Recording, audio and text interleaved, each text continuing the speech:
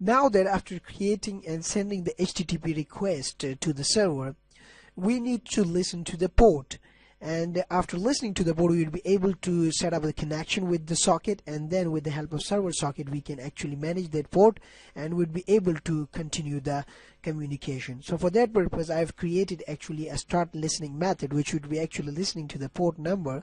Here on we're going to pass on the port number with the help of parameter, and then I've actually created a Boolean value listening, which I've previously created in a previous video, that is actually private Boolean listening.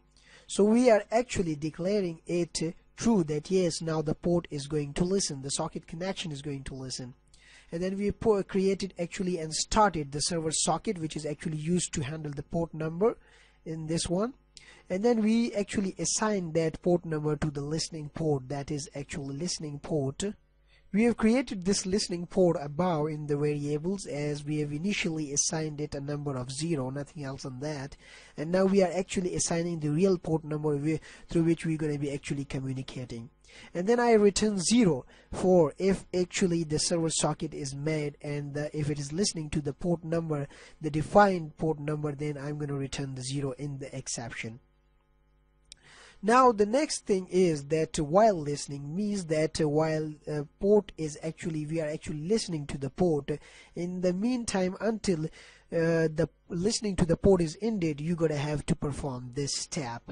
So what is this step? This step is actually used to accept the connection, and it is actually, as you can see, that the server socket.accept means that we are actually accepting that specified port number, and then actually we are starting with the help of new receive connection class.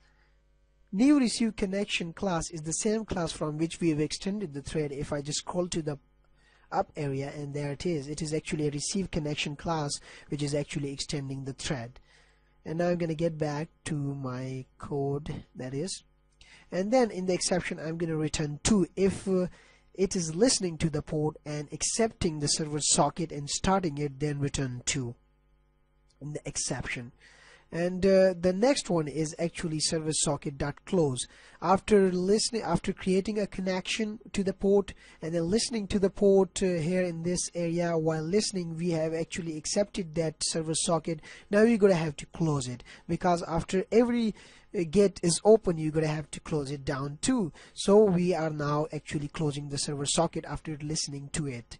And now we have actually provided a logger in the exception, input output exception, that if any kind of exception error occurs, then we're going to have to mention it by exception server socket. So exception when closing the server socket means that the error has appeared when you were actually closing the socket. And for this I'm going to return the number 3. So you can also return the number of your own choices, like 1, 2, 3. So I've just delete with like that, and then I just return in here return 1 as a default Boolean data type, as it is actually a return type. So I've just actually returned 1, which means that yes, we begin to listening the port, and if we start listening the port, then it will be actually 1.